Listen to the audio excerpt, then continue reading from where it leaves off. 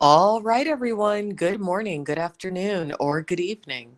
Whatever time it is, wherever in this world it is that you are. Welcome once more to another live stream of Alexandra Mayers live, page by page reading and commentary of the modern English version of the Bible. So, today we're going to go into chapter 4 of the book of Joshua. And chapter 4 covers the 12 memorial stones. So let's go ahead and get started, and I'll provide my commentary as I see fit. When the entire people had completed crossing over the Jordan, the Lord said to Joshua, "Take 12 men from among the people, 1 man per tribe. Command them, pick up 12 stones from the middle of the Jordan, from the place where the feet of the priests are standing. Bring them over with you, and set them in the place you will camp tonight." So Joshua summoned the 12 men he had appointed from among the Israelites, 1 man per tribe. Then Joshua said to them, "Cross over before the ark of the Lord your God into the middle of the Jordan. Each of you lift up a stone upon your shoulder, one for each of the tribes of the Israelites, so that this will be a sign among you. When your children ask, 'What do these stones mean to you?' you will answer them that the waters of the Jordan were cut off before the ark of the covenant of the Lord. When it crossed the Jordan, the waters of the Jordan were cut off. These stones will be a memorial for the Israelites continually." Then the Israelites did as Joshua commanded and picked up 12 stones from the middle of the Jordan, one for each of the tribes of the Israelites, as the Lord had spoken to Joshua. They crossed over with them to the settlement and set them there. Joshua also set 12 stones in the middle of the Jordan at the place where the feet of the priests who carried the Ark of the Covenant were standing. The stones are there to this day. The priests who were carrying the ark stood in the middle of the Jordan until everything was completed that the Lord had commanded Joshua to say to the people, according to all that Moses had commanded Joshua. The people quickly crossed over. When all the people had finished crossing over, the ark of the Lord and the priests crossed over in the presence of the people. The Reubenites, the Gadites, and the half-tribe of Manasseh crossed over in battle formation in front of the Israelites, according to what Moses had said to them. About 40,000 battle-ready men crossed over before the Lord for battle on the plains of Jericho. On that day, the Lord honored Joshua in the sight of all Israel. They feared him as they had feared Moses all the days of his life. The Lord spoke to Joshua, "Command the priests carrying the ark of the testimony, come up out of the Jordan." So Joshua commanded the priests, "Come up out of the Jordan." When the priests who were carrying the ark of the covenant of the Lord came up from the middle of the Jordan, and the soles of the priests' feet touched the dry ground, the waters of the Jordan returned to their place and overflowed all its banks as before. This is interesting to me because it's kind of a sequel to the parting of the Red Sea when you think about it. Lots of manipulation of water back in those times, which makes me wonder if, considering today's level of technology, if our technology can manipulate water along the lines of what's described in the Bible. That's my question. Maybe I need to Google that. All right, let's continue. Now the people came up from the Jordan on the 10th day of the first month, and they camped at Gilgal on the eastern border of Jericho. Joshua set up in Gilgal those 12 stones that they took from the Jordan. He said to the Israelites, "When your children someday ask their parents, 'What do these stones mean?' then you shall explain to your children, 'Israel crossed over the Jordan here on dry ground.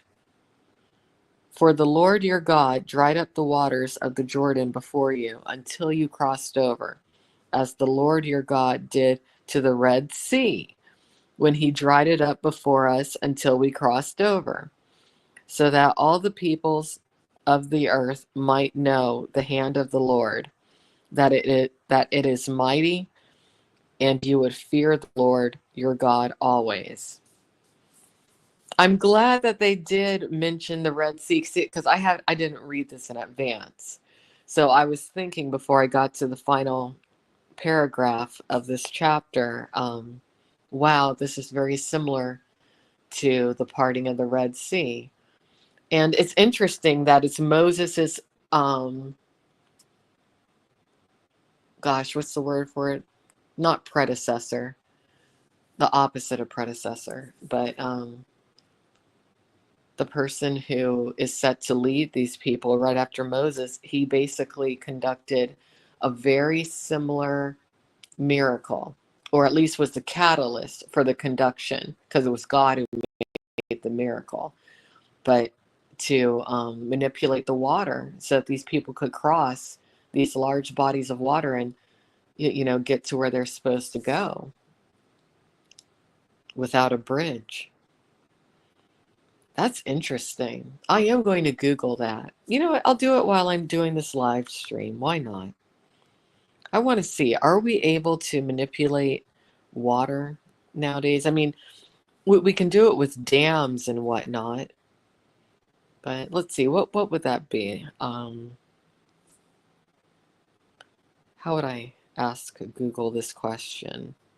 Can technology part a body of water? Let's find out. What kind of technology is required to part water?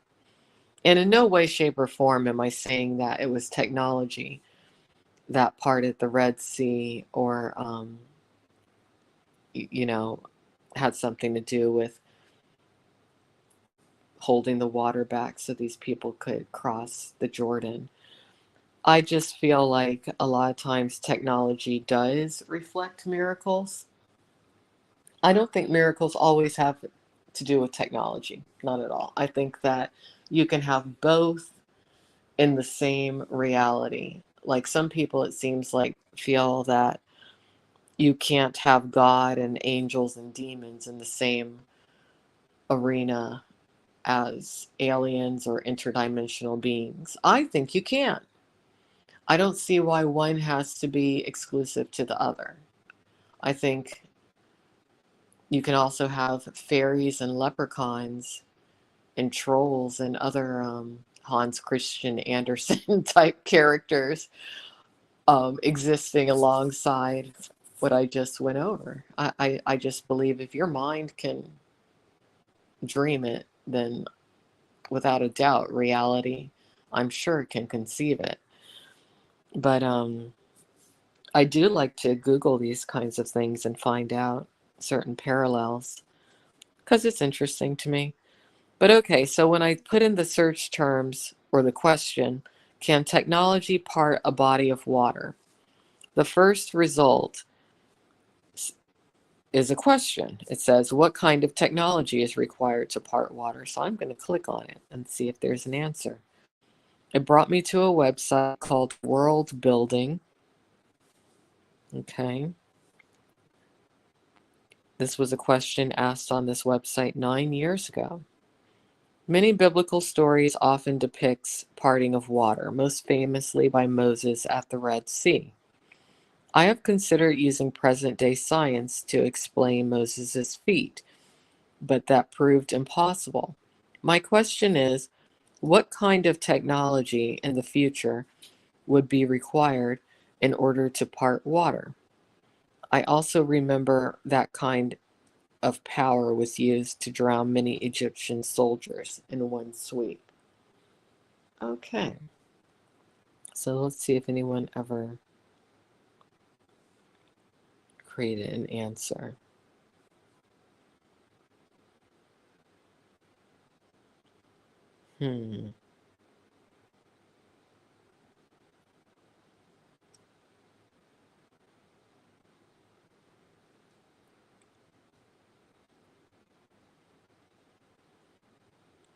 Wave superposition.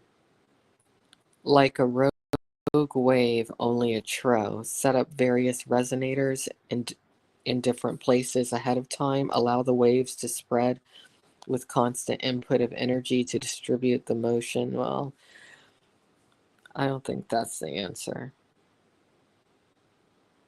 Water is a diamagnetic material. Diamagnetic, that's a new word. That means you can use magnetic fields to part water. Frogs have been levitated using the water in their bodies. So we can already control water using magnetic waves to some extent. In the future, larger, stronger magnetic fields would allow us to achieve exactly what you speak of. Magnetic fields. Makes me wonder if the staff that Moses had was some sort of a magnetic wave generator. Kind of like a laser, but instead of emitting light, it emitted a magnetic field, maybe. Maybe. All right, well, that was fun. Let's see. I don't really see any other answers readily available through Google. But that was a good search result that immediately came up. Go Google. Google impresses me daily. All right. Well, I'll be back another time with Joshua chapter 5, which will get into circumcision and Passover at Gilgal or Gilgal. I'll look up how to properly pronounce that later. All right. Have a great morning, everybody. Take care. Thanks for listening. Bye-bye.